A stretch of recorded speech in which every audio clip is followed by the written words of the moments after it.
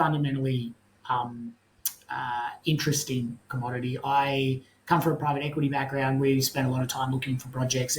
We had a very broad mandate, but really by the time we'd spent many years looking at different commodities and projects and thinking about what the right strategy is, we pretty much finished our fund in looking only for copper projects. And the more you look, the harder they are to find. It comes back to this scale question. And 180,000 ton copper projects that don't have multi-billion dollar, they don't exist, right?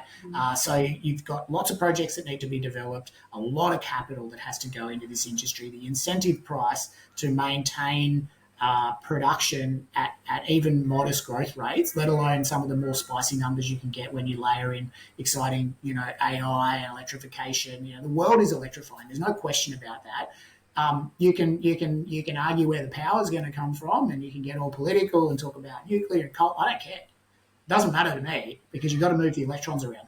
That's the thing. It doesn't really matter. And in the end, I think I believe in the energy transition, but I also am a pragmatist, and I know that we need fossil fuels to get 80% versus 20%, it's just not realistically. Well, and you know what? It doesn't worry me, because the end of the day, the world's getting electrified. People, no one's going to turn their lights off, and you got to move those electrons around. Copper is the common denominator to electrification. It doesn't matter where the power comes from. So growth is unquestionable, and it's not just modern growth, like what they call new age kind of growth. Traditional growth, BHP put this thing out the other day as a very, very long-winded and dry document. But if you go through it and take a look at some of the assumptions, they actually say there's more copper growth in the next 10 years coming from traditional end uses. It's air conditioners, refrigerators, infrastructure build-out in developing countries.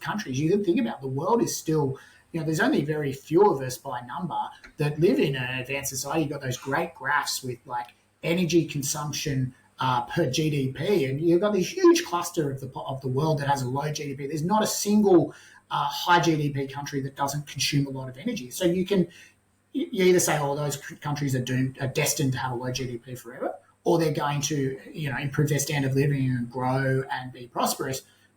All of those things result in kind of consumption of commodities like energy and the commodities that are required to move them around, like copper.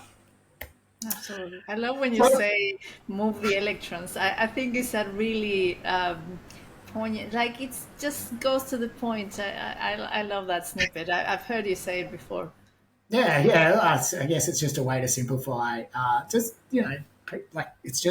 That's just a part of the world we live in, and you can't. It's like gravity. You can't escape it, right? I've been to, even as a kid, taken to these massive open pits. So, you see the scale of these things, and the amount of capital that they need.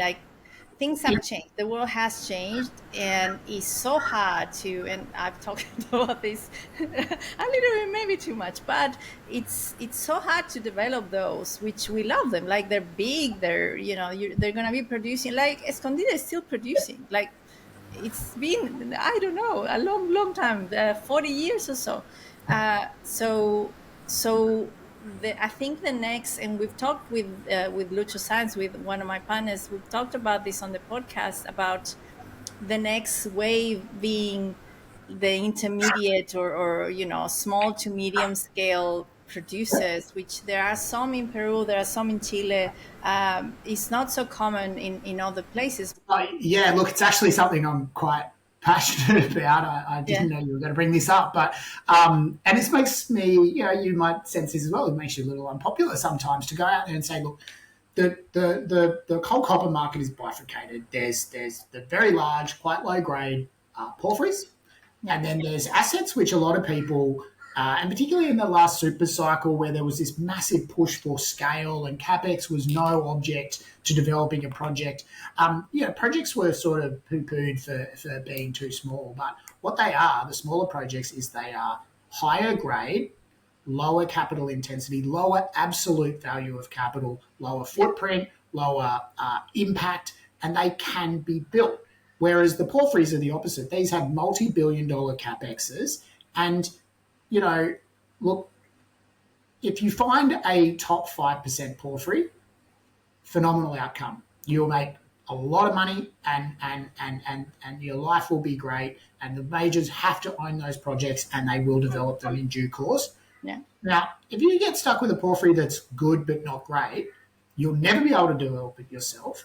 There's very few people that can fund a multi-billion-dollar capex. So there's few acquirers, and they're not interested in buying sub-quality assets, and you can get quite stranded. So that's, think about the universe of buyers, the universe of owners, who is going to be able to finance, and who is going to be able to build and operate one of these projects. I point to the other is this other sort of overlay. There's no mid tier. Yeah. So the next mid tier is going to be built on developing actionable projects that have good returns on capital, and are just fundable because they're of a scale and an impact that can be done, within a reasonable timeline. And I point to Sandfire. Sandfire is a $5 billion company. And you know what? They haven't haven't acquired any porphyry projects. Look at the assets that they have acquired. They're arguably the next mid tier. They're well on their way. They're leading the pack to fill that void of mid tiers that were all taken out in the last cycle. And take a look at the assets that they've acquired. Even a company like Sandfire isn't interested in building a multi-billion-dollar porphyry. Anyway, that's my take on it. So I think these projects are really interesting. I think there's going to be active M&A for them because they are actually the company makers of those next mid-tier champions.